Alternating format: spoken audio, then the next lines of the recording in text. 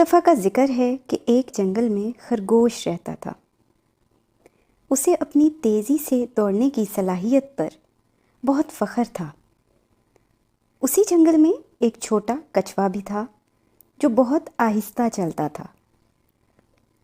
جب کچھوے نے دیکھا کہ خرگوش اپنے دوڑنے کی صلاحیت پر بہت زیادہ مغرور ہوتا جا رہا ہے تو اس نے خرگوش کو دوڑ میں للکار دیا۔ خرگوش نے کچھوے کے مقابلے کی دعوت کو قبول کر لیا۔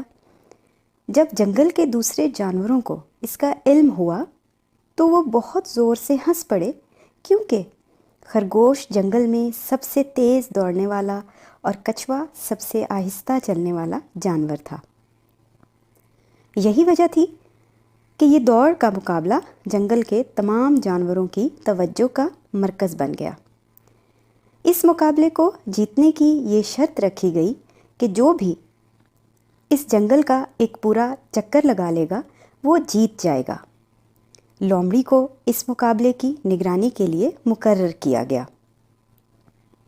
جیسے ہی دوڑ شروع ہوئی تو خرگوش نے اپنے سامنے رکھی ہوئی رکاوٹ پر سے چھلانگ لگائی اور دوڑنا شروع کر دیا۔ خرگوش اپنی تیز دوڑنے کی صلاحیت کی وجہ سے بہت آگے نکل گیا اور بیچارے کچھوے نے ابھی تک چند قدم کا ہی فاصلہ طے کیا تھا۔ جب خرگوش آدھے راستے پر پہنچا تو اس نے اپنے پیچھے کی طرف دیکھا، پر کچھوا اسے دور دور تک نظر نہ آیا۔ خرگوش اتنا سفر طے کرنے کے بعد کافی تھک گیا تھا، اسی لیے خرگوش نے کچھ دیر آرام کرنے کا فیصلہ کیا اور یہ سوچا کہ کچھوے کا اب اس سے آگے نکلنا بہت مشکل ہے، اور یہ سوچتے سوچتے خرگوش کو گہری نیند آ گئی۔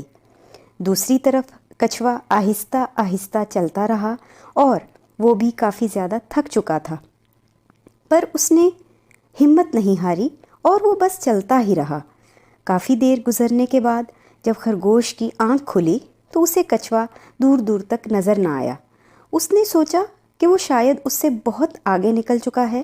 یہی سوچ کر خرگوش پھر سے اپنی پوری طاقت سے دوڑا، پر اس وقت تک بہت دیر ہو چکی تھی، کیونکہ کچھوا تو پہلے سے جنگل کا ایک چکر لگا کر اس مقابلے کو جیت چکا تھا۔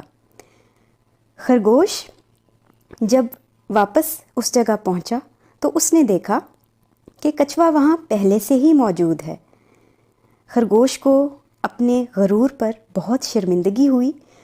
اس نے کچھوے سے معافی مانگی اور وہ دونوں ہنسی خوشی رہنے لگے۔ اس کہانی سے ہمیں یہ سبق ملتا ہے کہ کبھی بھی ہمیں اپنے آپ پر غرور نہیں کرنا چاہیے اور کسی کو اپنے سے کم نہیں سمجھنا چاہیے۔